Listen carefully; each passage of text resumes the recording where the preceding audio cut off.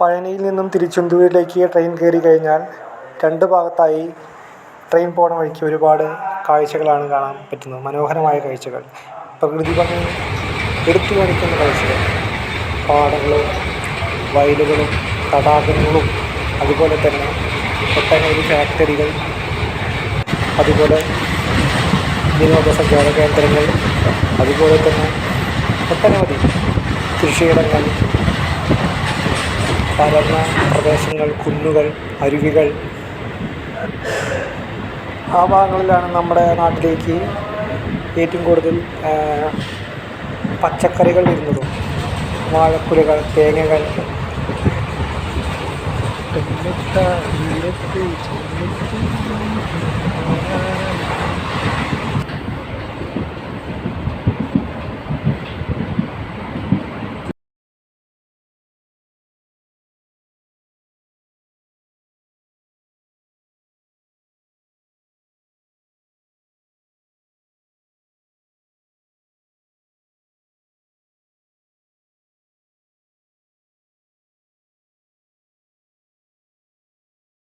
അങ്ങനെ ഞങ്ങൾ തിരുനെൽവേലിയിലേക്കുള്ള ട്രെയിനിൽ കയറിയിരുന്നു.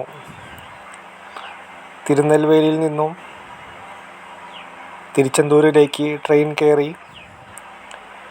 തിരുച്ചെന്തൂരൻ കടലോരത്തിലുള്ള അതിമനോഹരമായ ദേവശില്പിയാൽ നിർമ്മിക്കപ്പെട്ട ശ്രീ മുരുകക്കോവിലിലേക്ക് എത്തപ്പെട്ടു. ഏതൊരു ഭക്തരെയും അതിമനോഹരമായി ആകർഷിക്കപ്പെടാവുന്ന ക്ഷേത്രമാണ് ശ്രീ തിരുച്ചെന്തൂർ മുരുകക്കോവിൽ. രാജശില്പിയാൽ നിർമ്മിക്കപ്പെട്ടതാണ് ഈ ക്ഷേത്രം.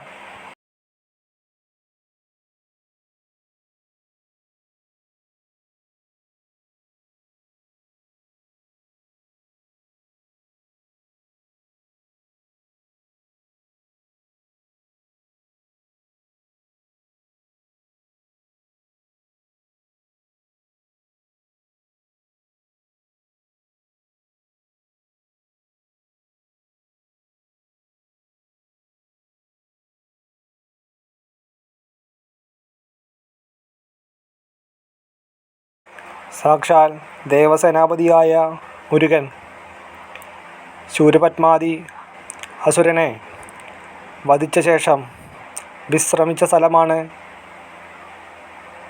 ഈ തിരുച്ചെന്തൂർ കടലോരത്തിലുള്ള മുരുകക്കോവിൽ. ഇവിടെ പ്രധാന പ്രതിഷ്ഠ മുരുകൻ തന്നെ. അടുത്തടുത്തായി വള്ളിയമ്മയും ദേവയാനി അമ്മയും ശനീശ്വരനും ദക്ഷിണാമൂർത്തിയും വസിക്കുന്നു. ഞങ്ങൾ അവിടെ ചെന്നതിന് ശേഷം കടലിൻ്റെ തീരത്ത് വരുന്ന തിരമാലയിലെ വെള്ളത്തിൽ തൊട്ട് ശരീരം മൊത്തം ശുദ്ധി വരുത്തിയതിന് ശേഷമാണ് ഭഗവാനെ ക്ഷേത്രത്തിൽ പോയി ദർശിച്ചത്.